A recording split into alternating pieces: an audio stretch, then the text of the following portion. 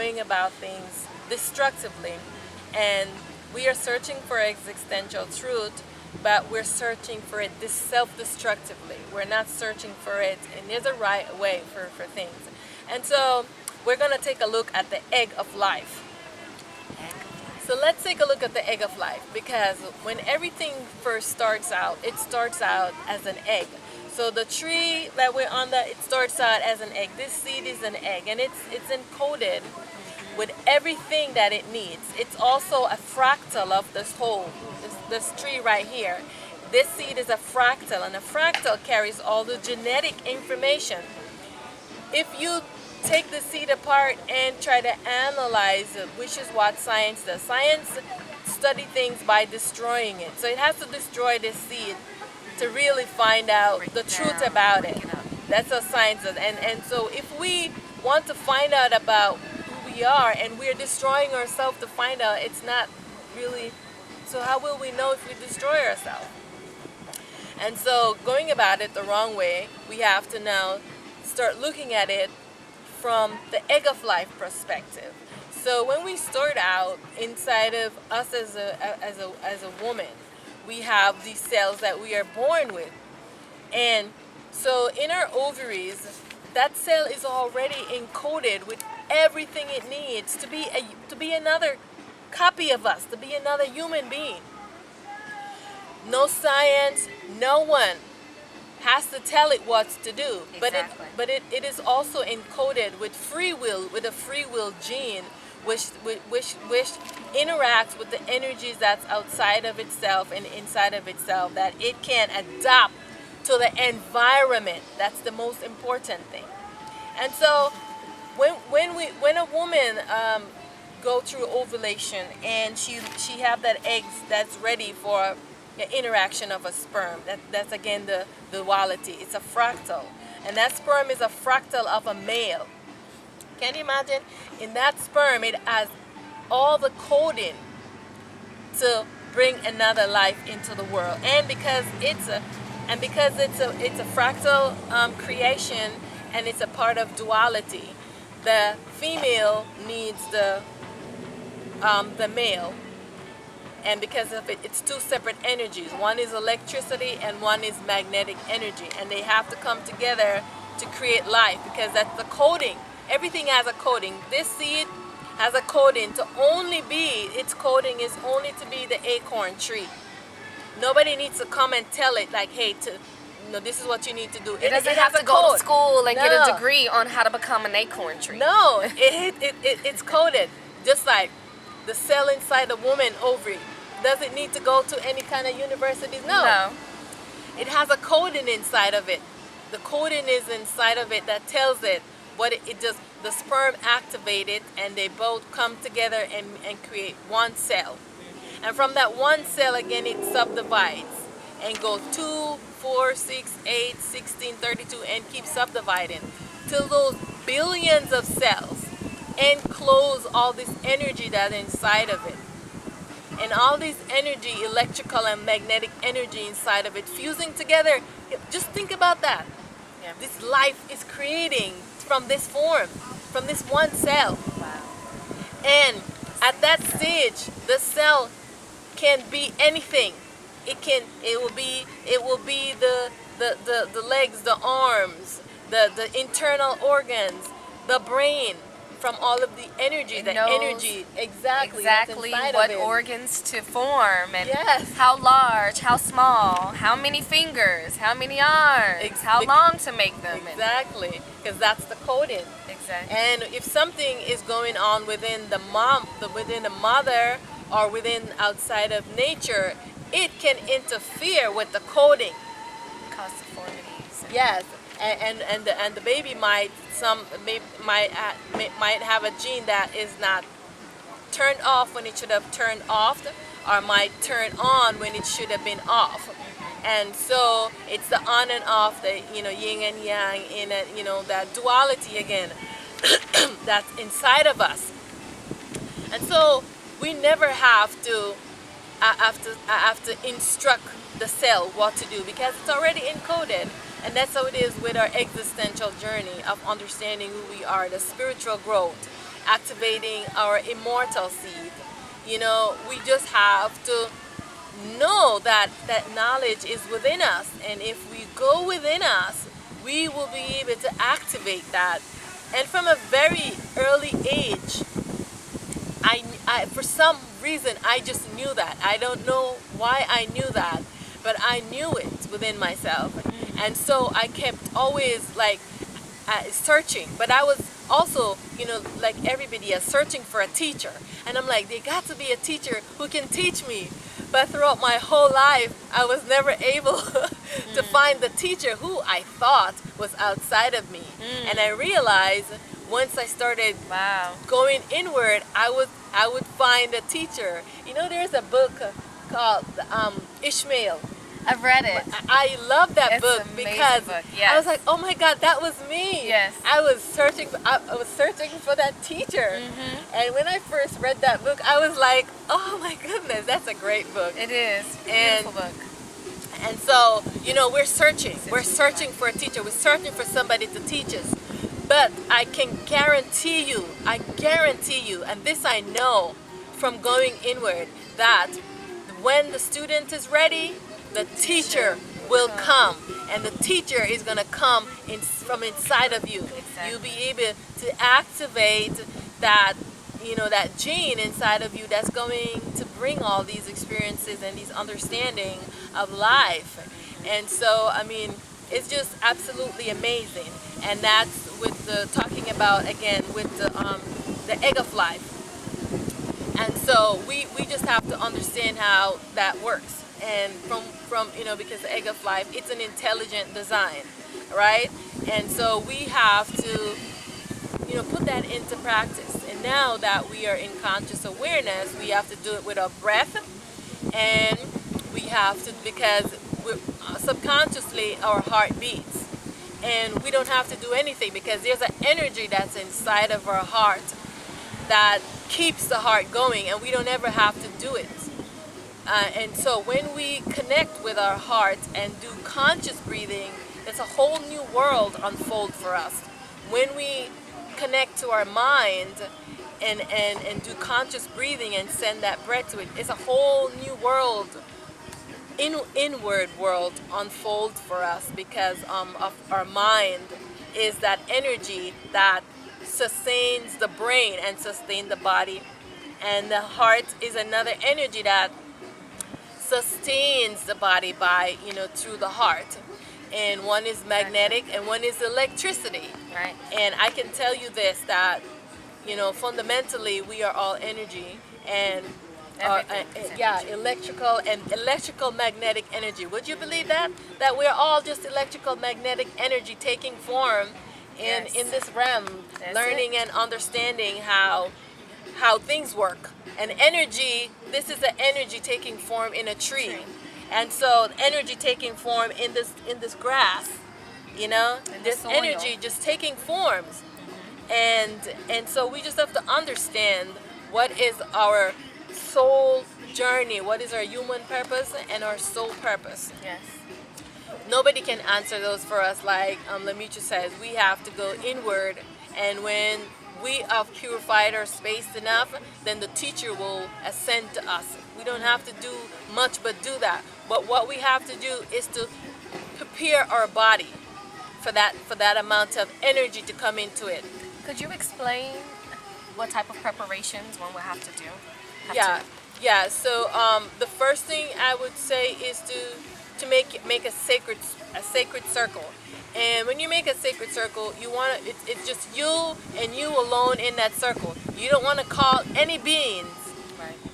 No, do not call in any beings inside of your circle, because what you want to do is to first start using your breath to clean your body. So you're using your breath, you start from your head, go all the way to your toe, to your spine, and you're just like inhaling, and you're holding your breath. There's a series of hold and exhalation. So like you hold your breath, and what you're doing is, because like I said, there's energies inside of us. There's electrical energy inside of our heart, and magnetic energy that fuses the brain cells and tell our body what to do. And so once we connect with those energies inside of us, we are expanding on our inner energy. And our inner energy is pushing against our outer energy, because around us, all around us, is magnetic energy. And so if you can make your hand and twirl it around, we're moving through magnetic fields of energy, but we don't see it with the naked eyes. When you have evolved yourself some, you can see the energy with your naked eyes. But most of us, for the majority of us, we don't really see the energy, but you can feel it. If you take your hand and you make an energy ball, you can feel the magnetic energy that we're moving through all the time. Or even go like this. This is another Exactly. great way to do it, because I can feel it now. That's right.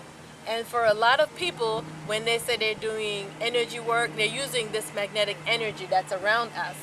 But there's an energy that we can only access it inside of us, and that's that electrical energy that what creates our spirit. And I've never been able to say if your body hasn't been purified and doing a certain thing, you're able to access it. I don't know if anybody has been able to do that, but you have to be able to. You have to have your space a certain way to get that electrical energy coming into it. Your temple, your body temple. Yes, it has to be, because it's volts of electricity, and your body have to be able to withstand those electrical currents.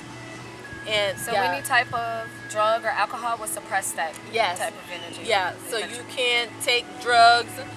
Your body has to be natural, and it's usually when you're not eating a lot, because your storehouse is in your navel, and if you have your belly too full, then it's hard to like breathe right. Exactly. You have to exhale, hold your breath, exhale, and like softly push against the energy. So would you send say it to your head during fasting, going through a fasting period would be a great way to access this type of energy, or to just try it? If you're doing like a food cleanse, you can cleanse. eat light. You eat light. So you drink green juices and eat natural food. Like if you say you want to do a week of just eating raw food and vegetables, your body is lighter to attain that kind of electricity than when it's heavy. And then eating raw foods are electric foods as well. Yes. So it would aid, it would assist in creating. Yes, exactly. Electricity. Yeah. So because we are going about this the wrong way of searching for this truth outside of ourselves, and because there's so much genetic information that's encoded inside of us, and even science wants to understand this whole process of life, and they're also going about it the wrong way, because they're going about it destructively. For science to understand the life, they have to kill something too. So what they're doing, they want to understand how the earth core works. They want to send all this disturbing the balance of the earth core, and now there's a cooling that's happening in the earth's core. So science want to understand like how the mind works. Then they have to probe the mind, and if they want to understand the human existence, so they're going about it destructively. And what they're doing now is doing a lot of genetic engineering. And there's so many things that can affect the way that we understand our true self. And if you are eating a lot of GMO foods, and in our environment, and because our coding in our DNA is have that free will gene that allows us to adapt to an environment. So even though our environment is changing, we are adapting, and that's the reason why we have to also eat healthier diets. So they're doing a lot of genetic engineering. So they're changing the DNA and the code of life. All right. So it's a revolutionary technology has been created now that can edit the genetic mistakes, they say, and this is a molecule that can change one of the 3 billion letters of the DNA to make a designer species or animal. And science is going about it, and they're also doing that. And so we are a byproduct of a genetic experiment because I want to take us back to the creators of this new species of humanity that we are right now. And evolution is always trying to make a perfect human, make a perfect world for everything to be in balance. And when we go outside of ourselves, we create that imbalance and the havoc of self-destruction. Because we're going against nature. Exactly. And science is in harmony. Exactly. And science is also doing that to us by genetically engineering our food. And so there's a specific coding that's inside of us to be activated so that we can grow, because everything that's placed on the earth is a seed, and so we also have to grow into to the next aspect of ourselves, which I think we have to learn how to activate our immortal seed. And even science have proven that we have an immortal gene, and science have also proven that what they call the God gene. Yeah, they don't really know like about how many percent, 90% of the DNA. They think that it's useless DNA because they don't know what it encodes. At least that's what they tell the masses. Yes, but what they're trying to do is they're cutting and slicing the DNA. Yes. And they're inserting all of these coding that they're doing now. They're calling it biohack. So now they're going into slicing. Yeah, they're slicing just like how they did with the trees. You know how they engraft to people, especially if you go into like New Mexico. Yeah, you can see the splicing, as they call it. Yeah, people. They go in just like how they did with the trees out with the you know how they can make an orange tree and grow with a grapefruit tree on side of it. So they're doing a lot of engrafting. So they call so that's what science is doing, right? And I said again, science is also going about it the wrong way. We want to experience this transcendency, and we use drugs or alcohol and self-destruction. All right, and we don't have to destroy things to figure it out. We don't have to destroy ourselves to figure it out. We can go inward, because I've been able to understand and figure out how the mind works by going inward. Because I was able to see, sometimes I can even see my organs like what's wrong with me.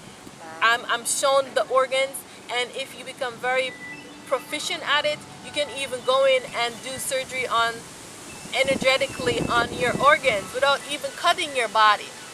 So there's just so much, but science don't really understand this, so they think that they need to destroy things to really understand it.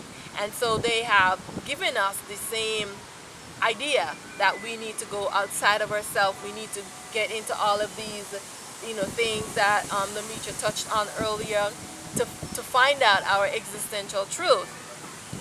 And we don't really have to do that, And we know that evolution is about survival of the fittest, and every species wants to survive. This tree wants to survive and tell its story. It wants to create seeds. And so when we do take drugs and when we are dumbing down our knowledge, our inner gnosis, that we don't trust our inner design, the designer, because we aren't the architecture. If you are the architecture, because we're here in a space where forgetfulness. So even if we were one of the architectures of this design and we decide to come here, we don't remember. We don't remember all of the inner knowledge of how this architecture works, this design works. And so if we're just going to go and trying to destroy it to figure it out, when there's another way to do that.